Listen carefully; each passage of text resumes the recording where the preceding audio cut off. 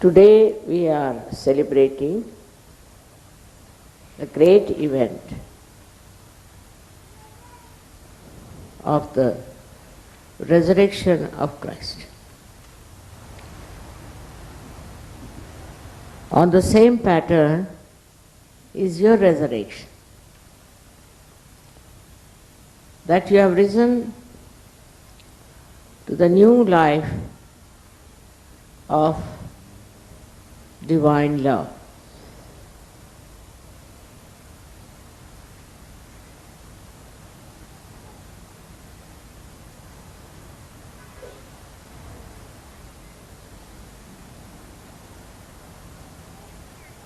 You were all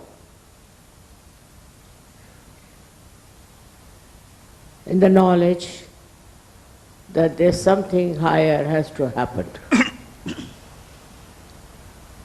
That you have to be born again. But nobody knew how it works. The subtle side of your being was never told to you. The saints only talked as to how you should behave.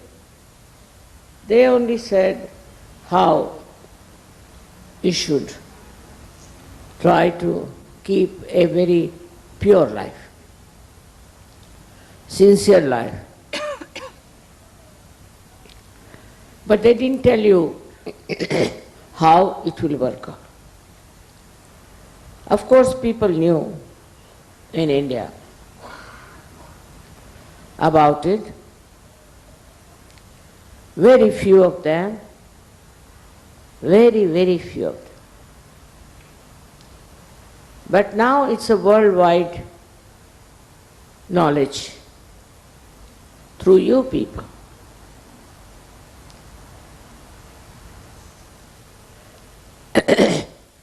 Now while your Kundalini rises, she is your mother, she is your individual mother, and she gives you the second birth. That's how you get connected to the divine paradise.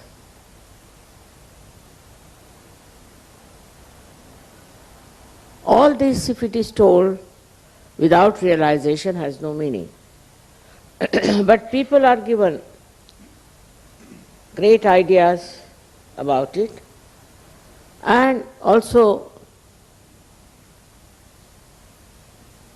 were promised that one day your resurrection will come.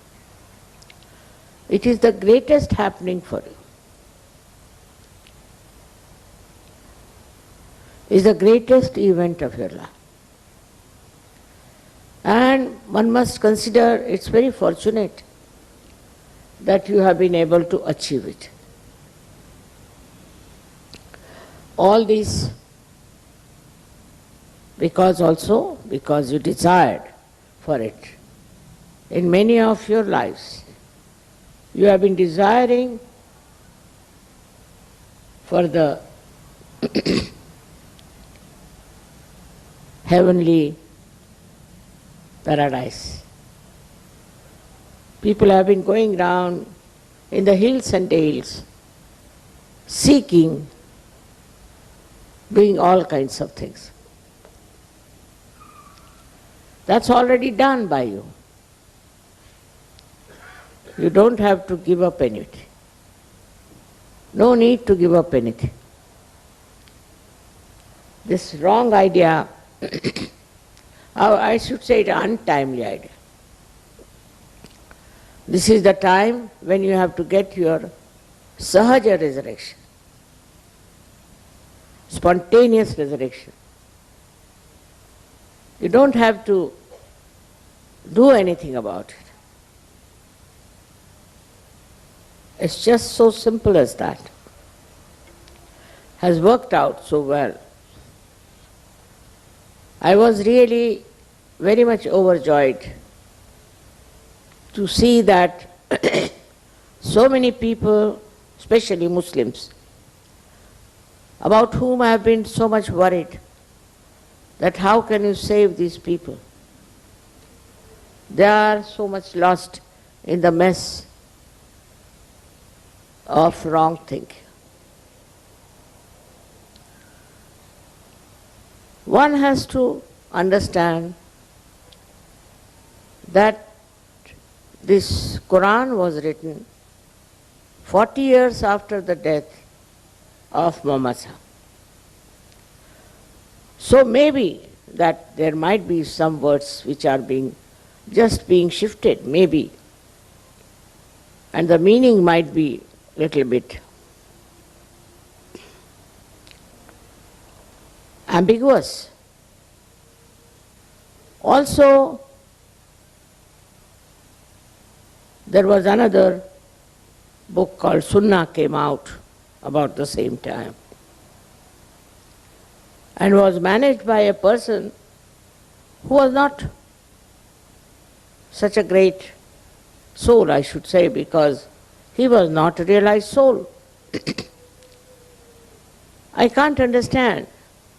How can you religiously understand a poetry, and in the poetry, whatever is written, how can you interpret it correctly? This is the reason why I am a poet also. I could have written a poetry about it, but I said no. Poetry can be twisted, and also people can misuse it. That's the problem with the poetry is. In India we had the same problem. For example, Kabira wrote such beautiful poetry, and the way they interpreted was so nonsensical and so much different from the spirit of Kabira's songs.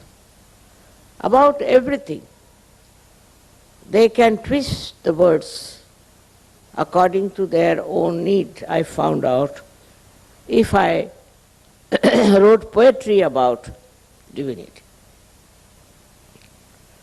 This is exactly what has happened. In all the religions I've seen, when it comes to poetry, people can twist it. Also, like in Bible, it was so much accepted that Paul is the one who is going to organize the publication about Christ. And he didn't want to write also about resurrection. He didn't want to write about the Immaculate Conception. All these things were in his mind, and so Thomas had to run away to India, and John refused to write anything. Because all such people take charge. They become in charge. They think they are responsible for it, while they are not at all capable. They don't have the right to do it. As a result of that, Christianity took a very wrong attitude towards the inner growth of human being. You see the result of that. Today, when you see what's happening with the Catholic Church, you are amazed. How can such an organization be a religious organization where all kinds of nonsensical things are going on. I was also born in a Christian family, and I was shocked the way they interpreted Christ's life and the way he talked about it with great authority. Books and books were written. They give big, big sermons. I thought there's no truth in it what they're talking. Even my father felt the same way. Because all these books came much after the authors of these books. Secondly, those who tried to write it were not authorized to do that. They were not spiritual people. They all wanted to have power. They wanted to have power in religion. The power in religion is inside, and that should be awakened. I must say, thanks to the Sufis of this country and other countries, that people still think that there is something beyond all these words and talks and books. This is something, such a blessing that we have, that in every country we had someone who talked about reality, about the truth. Though they were condemned, they were tortured, and so many of them were killed. This is happening even today. I find that people don't want to listen to reality, to the truth. But I was so happy yesterday, really overjoyed, to see that even the people who were Muslims, who were Islamic, have now coming together, understanding that they have a higher life than these rituals of every day. All this ritualistic life that they have led, the way they have worked so hard. They did 40 days starvation, doing for Hajj, doing all kinds of things. But there was no unity among themselves. Even among themselves there was no unity. And some places I was surprised that they were killing each other. How can that be? Because these so-called practices did not make them collective. They were not collective. They were all separate identities, separate sects, guided by absolutely ignorant people.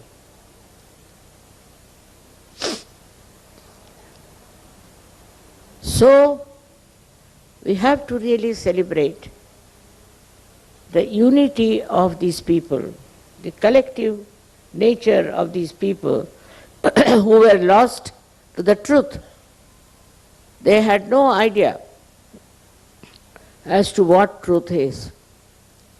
But still, a seeker can never find consolation with whatever exists. He's seeking. He's seeking and seeking till he finds the truth. But also there are many seekers who lose their way. In seeking they get lost. It's very difficult to convince them that you have lost your way. But they should see from their own lives. They should see from their own attainment. What have they achieved? Have they got any experience? To be convinced of what you have got, you must try to verify it. You can verify on people. You can verify on yourself. Whatever you are, you know on your fingertips, as they say. Now, it's said in the Quran that at the time of your Qiyamah, means resurrection time, there are two things, Qayamat and Qiyamah, two things. Also many people don't understand the difference. One is when the resurrection time comes, and the another is when your destruction comes. For the resurrection of human being is the Qiyamah, in which is said that your hands should speak, that you should feel the vibrations on your fingertips. I would say those who are really Muslims, who are surrendered, and those who have been selected to be higher people belonging to the God's realm, must have hands that can speak. Otherwise, they are not Muslims. I would not call them Muslims. They may be human beings, but not Muslims. So it's compulsory that for every Muslim, he thinks he is a Muslim, he should have vibrations in his hand. He should feel the vibrations. His hands must speak at the time of resurrection, which is the Qiyamah. Qiyamah, not Qayamat. These two words are confused in the minds of the people. So those people who can verify about their achievements themselves through their vibrations on their hands, and also about others through their fingertips, are the Muslims, according to Quran. But nobody has told them this. They don't know. To them it's all right if you go to Mecca and come back from there, you become a Haji, finished. There's another question one should ask, which is very important, that why Muhammad Sahib was so much against stone worshipping. Clearly, why did he ask people to go around that black square stone? What was the purpose of that? Why was that stone so important? If you ask this question to any so-called Muslim, he'll say that was the order. But you can ask the question, after all, why? That's also just a stone. So why did Muhammad Sahib ask that you should go around that stone? So many statues were there made of stone. And people started worshipping all kinds of statues, as they do in India also. But this stone was a Swambhu, and is mentioned in the Indian scriptures that there is Makkeshwar Shiva. We have Shivas everywhere in India. There are 12 Jyotirlingas. Now if I tell you, you need not believe me, but you can go and verify on your vibrations if it is a Shiva or not. Same with this black stone.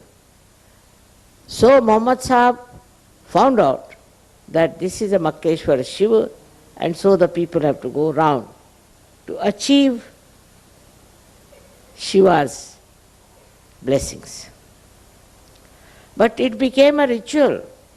The whole thing became like a ritual, and nobody could go further from that ritual.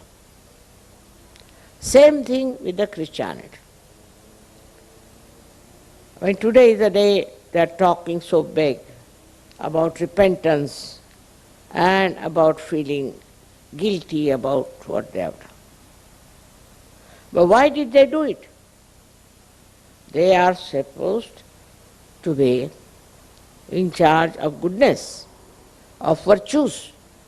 So why did they do it? Why did they do wrong things? And now asking forgiveness from God. Because they were not realized souls. They were not Sahajogis. If the Sahajogis try to do something wrong, then they know that they are doing wrong on their fingertips, or we can ask them to get out of Sahajog. But that seems to be the worst punishment for Sahajogis. If I tell them to get out of Sahajog, they don't like it. Why? Because they feel we are separated from reality. All the blessings of the reality are lost to them. They think that.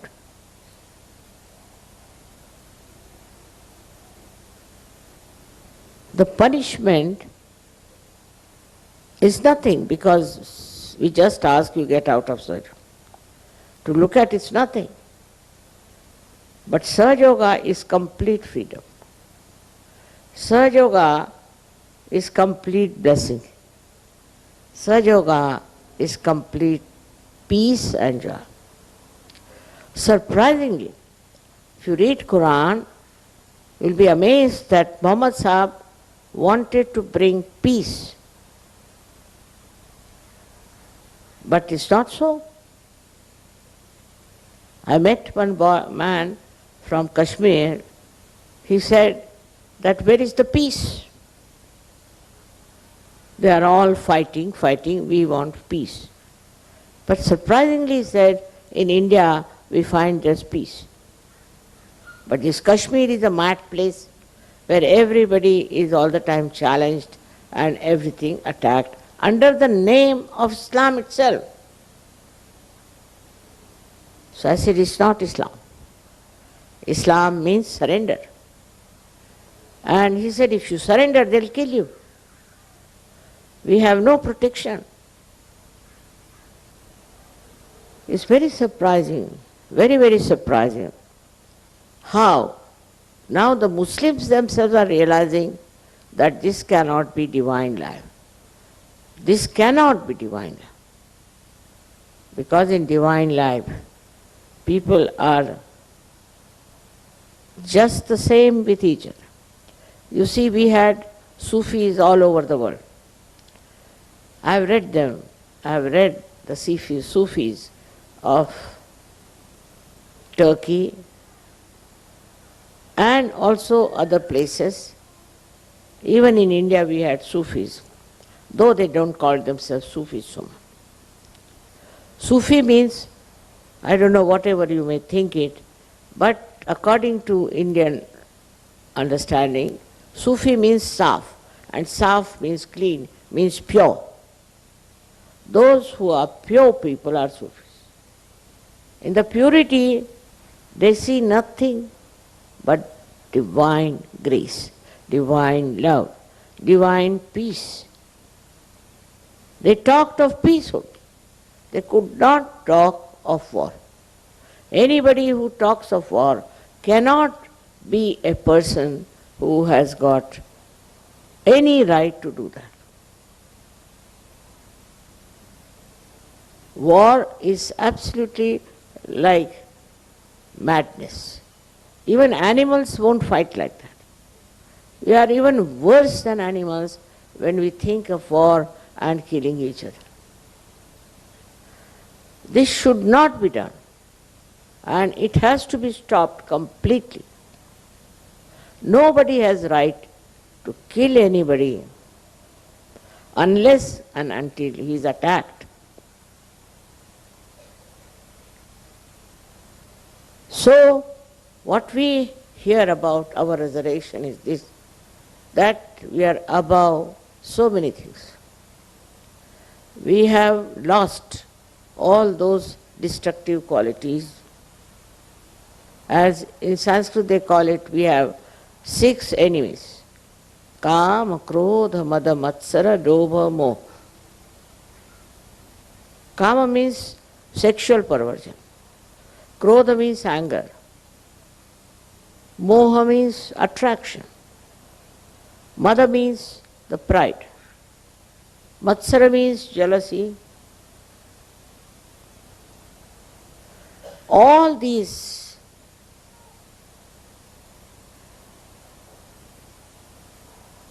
six things, sixth one is the greed. All these six things that we had in our mind, out of our ignorance, out of our upbringing, out of our reading, whatever it is, whatever we had developed, we were having, just drops out. When the Kundalini rises and you become one with the divine, then you are on sound grounds. You realize that you have found the truth. And you no more can enjoy all these destructive habits. They just drop out. So you go into a new realm of divine construction within you. This is the real resurrection of human being. Now, you know that certain subtle things still remain despite the fact that people try to destroy the books, to spoil the meaning of things. Despite that, subtle things remain there. For example, we offer eggs during Easter. What's the meaning of offering eggs? Why should we offer an egg? First of all, we offer egg because the egg can go into a transformation. It can become a small chick. It can be born again. It's the egg has a capacity to be born again. So when you get this egg as a symbol of Easter, it means you can become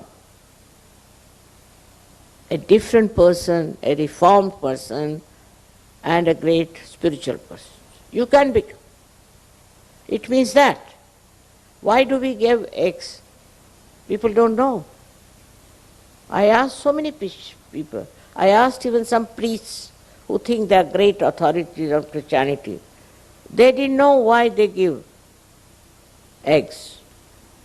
Secondly, if you read the story about the birth of Sri Ganesh, and then you proceed on, you'll be surprised is written down that it was called as Brahman, means the egg of the Brahma. That came into existence, and half of it became the Mahavishnu, means the Christ, and half of it remained as Sri Ganesh. And then it is said that then when Mahavishnu came out, he started crying for his father. Just think of it. He was asking for his father.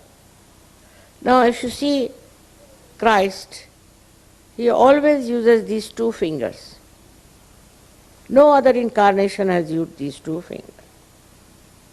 This means, you know, this is the Vishuddhi and this is the Nabi.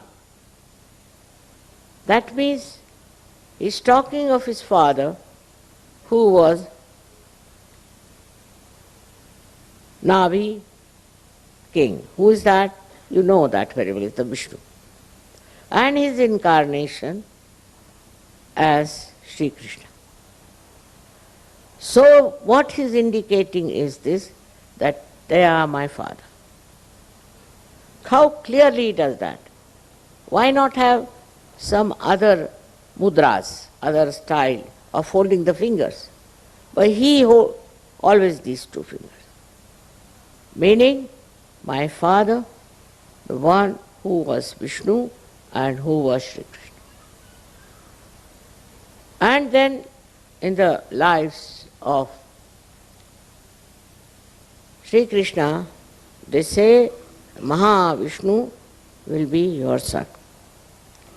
All these things are not put together, as I am telling you, separately. But if you have proper understanding, you can understand the connection between the two. That Christ was the son of Sri Vishnu and Sri Krishna. And that was blessed, that you will be the support of the whole universe. The support, the Aadhar of the whole universe. He said it clearly. It is said so. That you will be supporting the whole universe. Now the one half is Sri Ganesh, who is the support in a way. It supports the Kundalini. It looks after the Kundalini. It looks after the chastity of the mother. And the another one which is expressed is Jesus Christ, who is the support of the whole universe. So naturally, it has to be the moral basis, as he is a part and parcel of Sri Ganesha.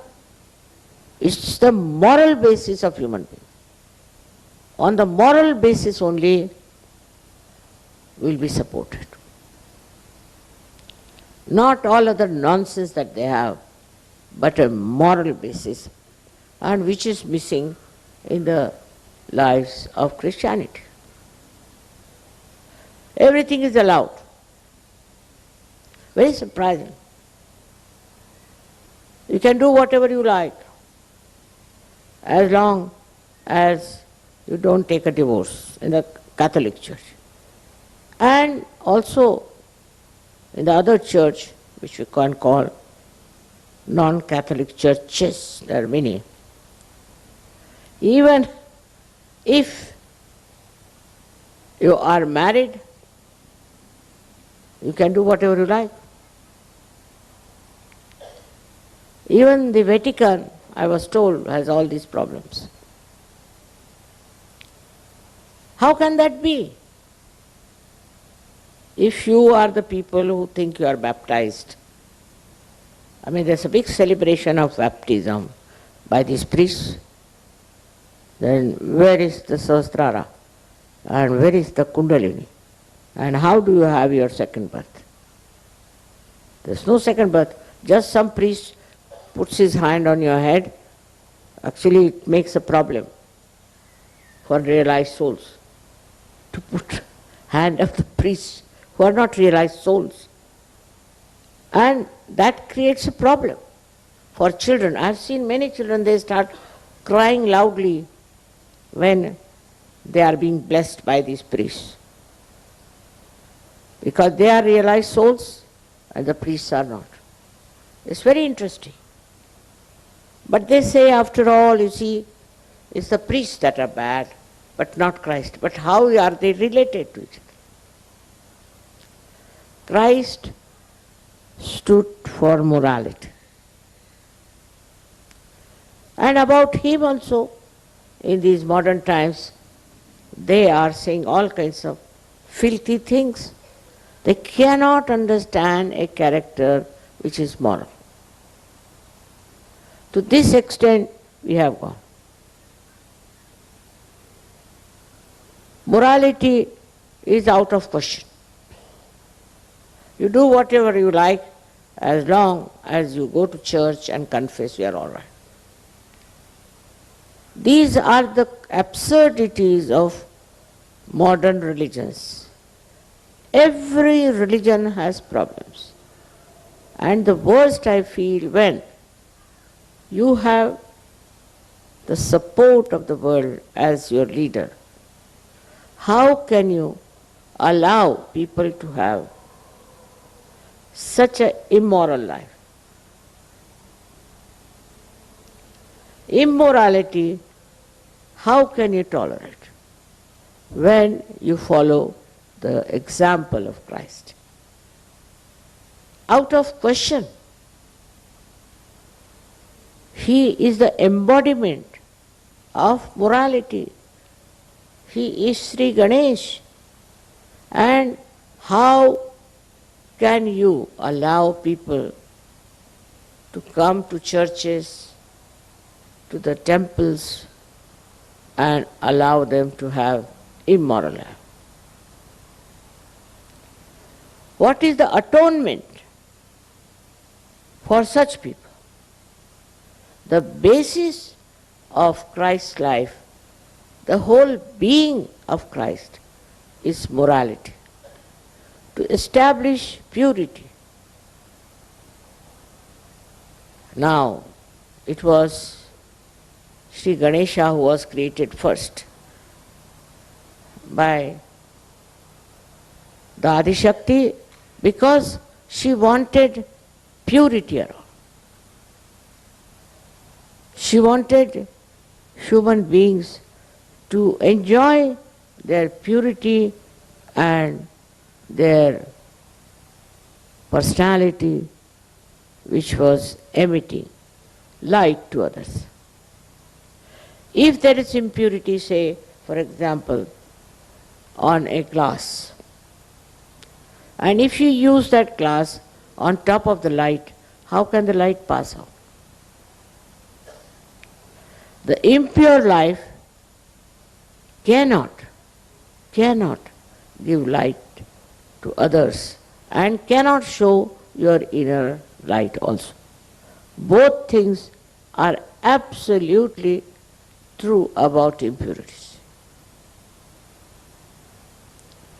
But people say that we have to accept, because if you have to have more people for your religion, you should accept many things. And one of them is impurity. And just think of it.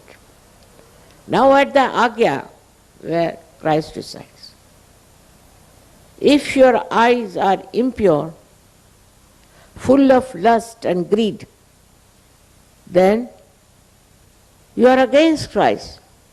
You are an antichrist. If your eyes are clean and pure, then only you can enjoy love of God. Otherwise you cannot.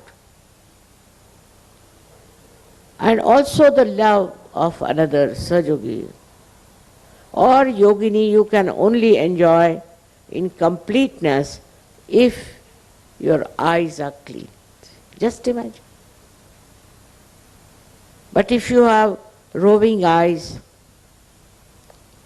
and all sorts of things, I don't know. How can you call yourself Christians? You cannot.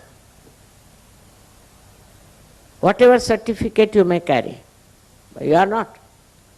Because those who are following Christ have to have absolutely a moral life. That's a compulsion of the inner being on you, that you enjoy your morality and you enjoy above all your clean eyes.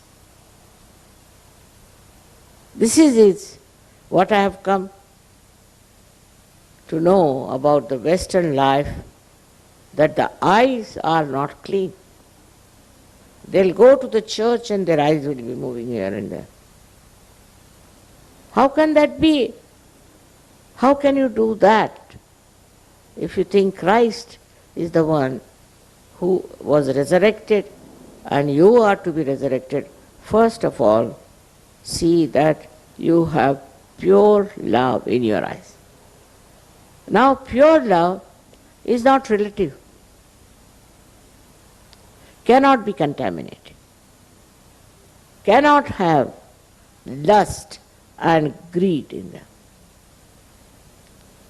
These two things have to drop out from your mind completely. These are the days of people having greed, lots of greed there. I just don't know what sort of things they have because I haven't studied so much the morality of human beings. Whatever I see are beautiful people like you. But when I try to understand the so-called Western culture, I am surprised that even if they want to make a life of someone, like the life of Shakespeare I saw, who was, according to me, was Avadhuta, means a person who has gone beyond all human destructive habits. Avadhut is a very high quality yogi. And they show him as a stupid man running after a woman. They cannot conceive of human beings who could be morally perfect, who will have moral sense. They cannot conceive. Because those who do this kind of thing are not realized so. They are not sajogis. So the conception about morality doesn't come into their head. They think as we are, like that the others are. Actually, mostly they do it to justify themselves. So ugly and so horrifying is the depiction of the character of such great people who talk such great things, shows that human beings are really degraded in their value system. They cannot conceive of somebody who is an ideal personality. They think by saying so, they are talking of something beyond reality. They don't know reality.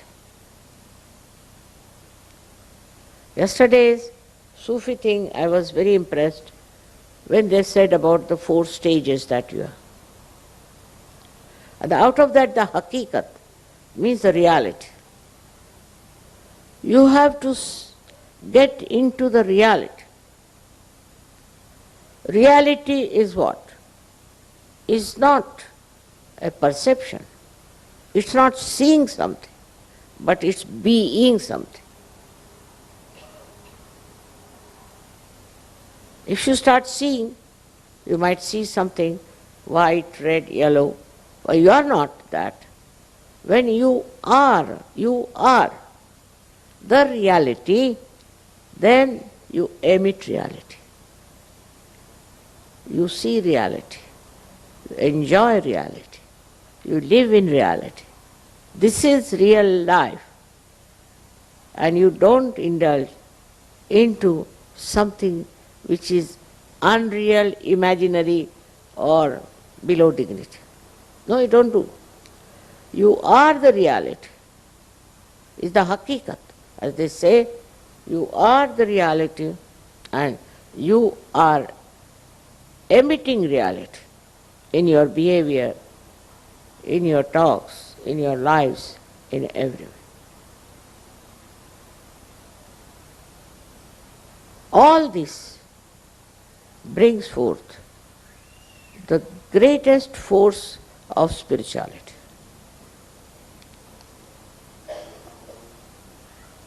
Whatever is falsehood, whatever is wrong, whatever is destructive, will run away from a man who stands in reality. It is automatic. It is absolutely part and parcel of the same personality who is supposed to be a realized soul. So, your resurrection has taken place, no doubt. All right. Your hands are speaking, all right. I don't want to give you any command or any kind of a fixed road that you have to follow. Now you are free because you have the light. When you have the light, why should I tell you which way to go? You know yourself that you have the light, so you follow yourself. In a way, that is an enlightened path with your own light. Somebody has to tell you that don't do this, don't do nothing of that. You what? Just do it. If something wrong, you will not do. If you are doing it, then know that you have to still rise above all this. You are the Nabis that are described in the Quran. You are the ones who are going to resurrect the whole. You are the ones who are going to help the downtrodden people into the filth of immorality. Your lives should show. Look at these few of these people who were Sufis, who were very clean people. How have they been able to channelize the other people into a better life? That is what you are. You have to channelize their lives. That's your job. Don't think about what is happening, how the people are stupid, immoral. Forget it. What you have to know, what you are. You have to be aware of yourself and of your responsibility as being the purest of pure. As my name indicates, you are my children. And that indicates the children of Nirmal. Means purity. Purity is the basis of your existence. You should try to see where you got impure. In which part? There's no mistake in appreciating the art, appreciating all that is beautiful, appreciating all that is created out of beautiful minds. But there should be no lust and greed in that appreciation. Pure appreciation, purity is the message. And once you have the purity within yourself, you will love yourself. As I love you, you will love you also. And then you will understand this word love, which comes out of the purity, the blossoming of your purity, the fragrance of your purity.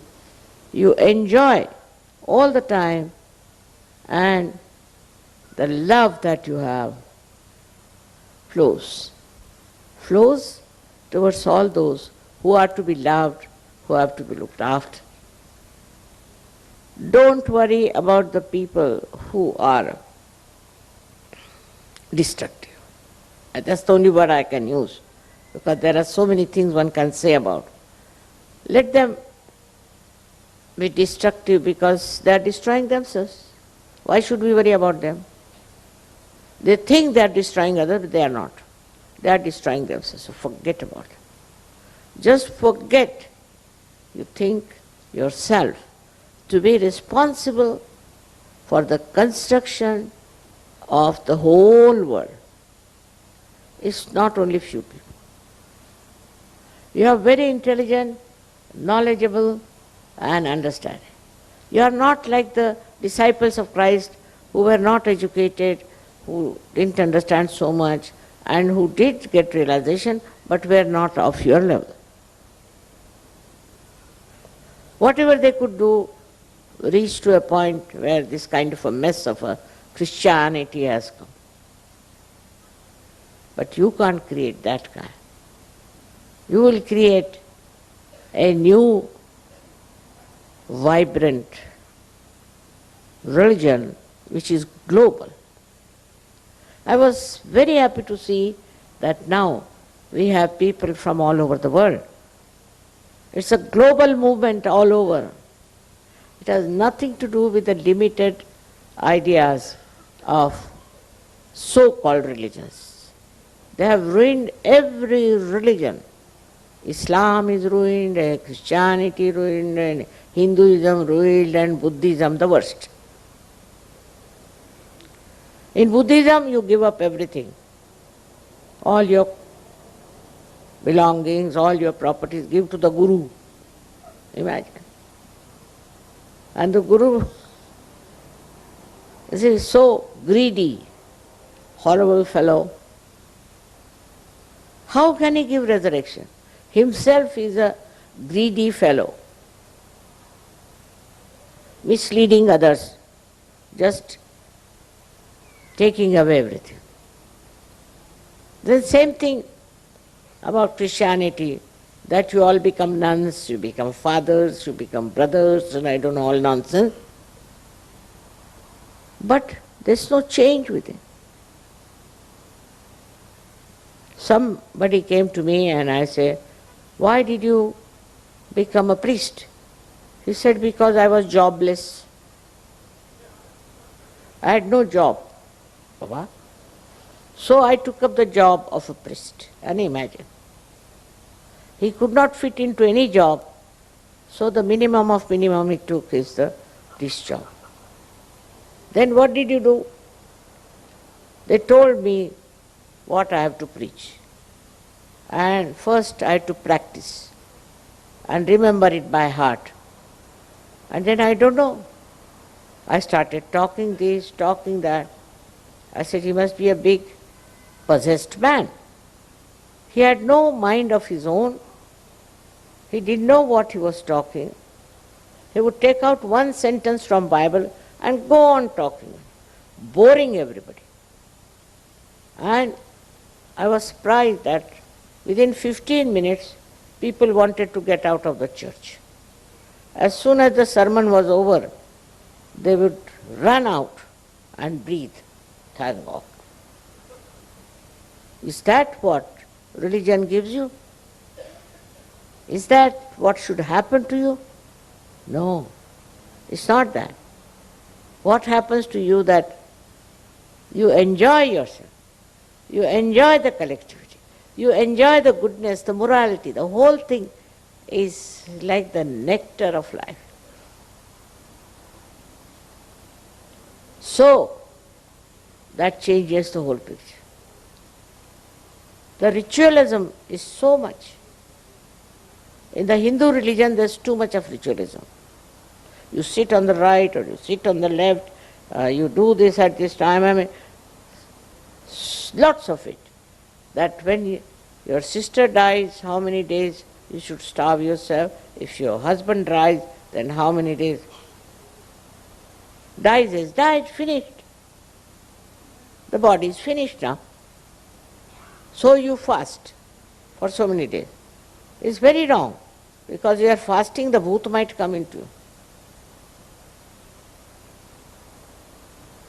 But still, what I would say, all these ritualisms and all that are created by human beings who were claiming to be something great. They are not.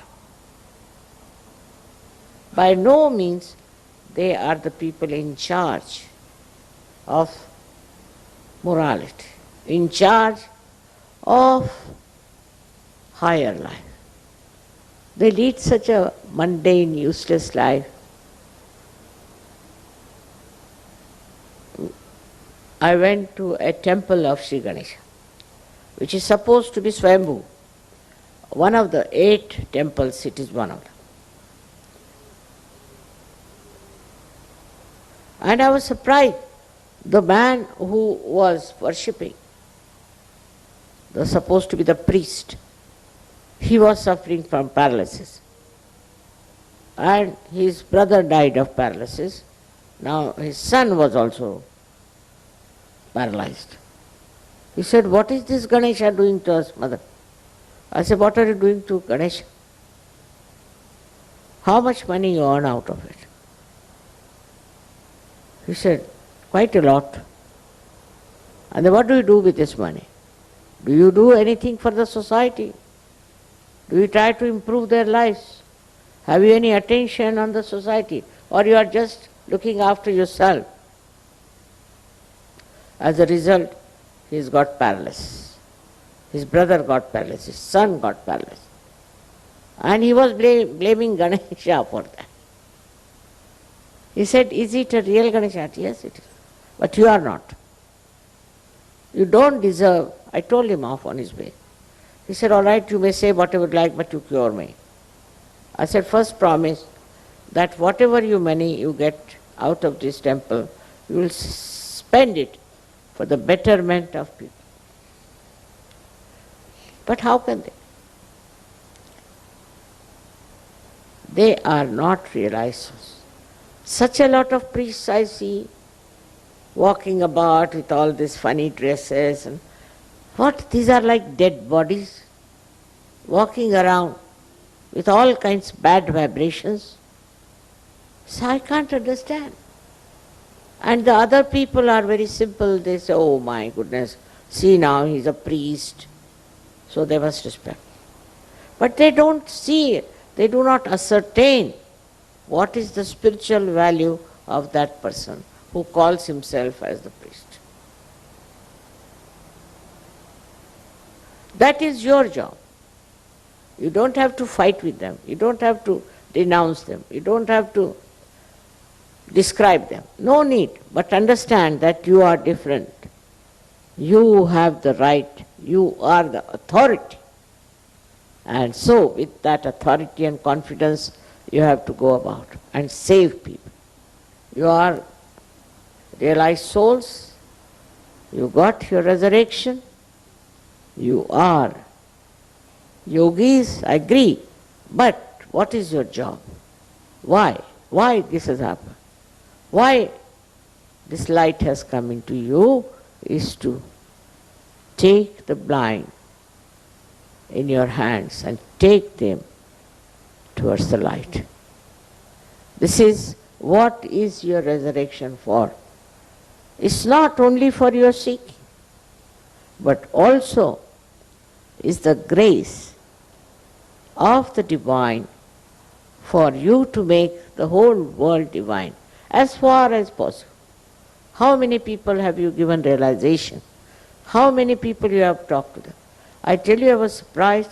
Once I was traveling by plane and there was some lady traveling with me and she started talking to me about her cult, about her nonsense. I said, "Look at her."